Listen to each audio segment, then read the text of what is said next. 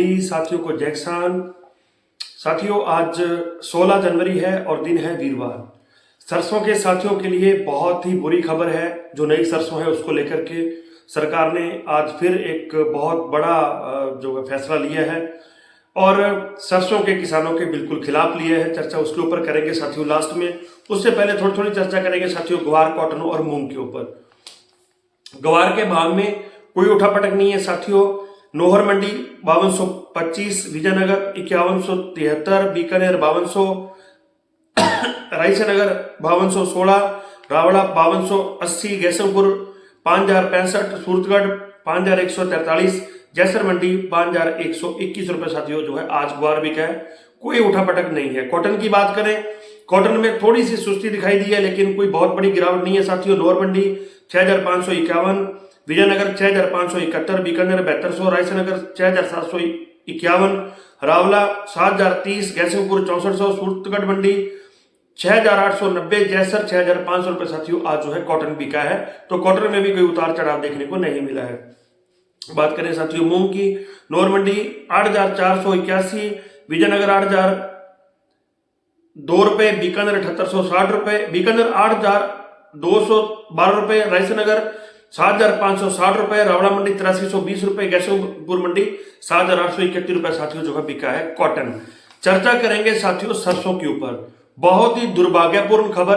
आज फिर सरकार की ओर से एक नोटिफिकेशन जारी करके पाम ऑयल, सूरजमुखी ऑयल और सोयाबीन ऑयल जो बाहर से हम लोग जो हमारा देश खरीदता है उसकी जो अवधि थी, जो बिल्कुल एक ना के बराबर टैक्स के ऊपर खरीदा जा रहा था और सरकार ने पिछले साल ये बोला था कि हम लोग 31 मार्च 2024 तक इसको खत्म कर देंगे और उसके बाद जो है बाहर से आने वाले तेल के ऊपर ड्यूटी लगेगी, टैक्स लगेगा। उसको सरकार ने, उस अवधि को आज सरकार ने बढ़ा करके 31 मार्च 2025 तक कर दिया है।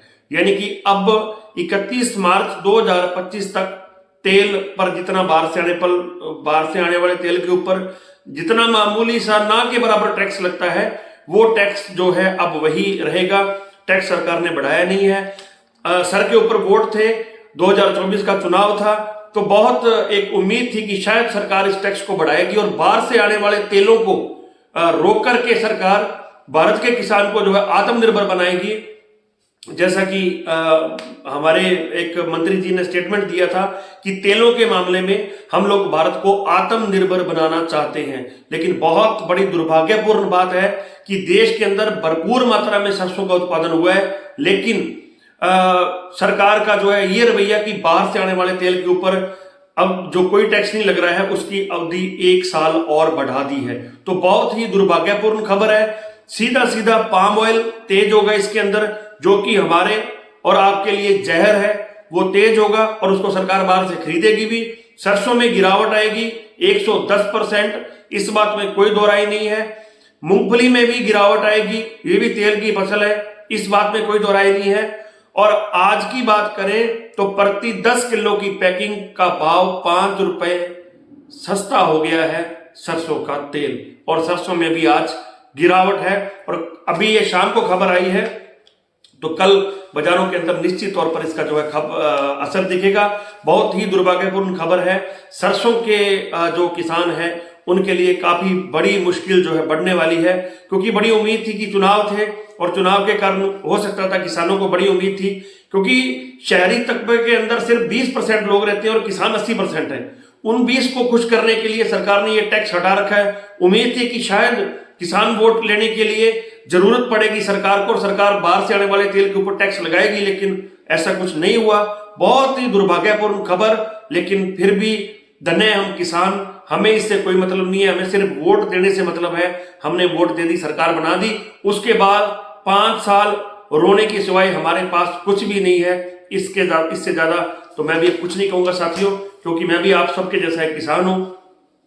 जिस जगह आप सुखी हो उस जगह मैं भी सुखी हूं। खैर, खबर अच्छी नहीं है साथियों, बहुत ही बुरी खबर है सरसों के साथियों के लिए।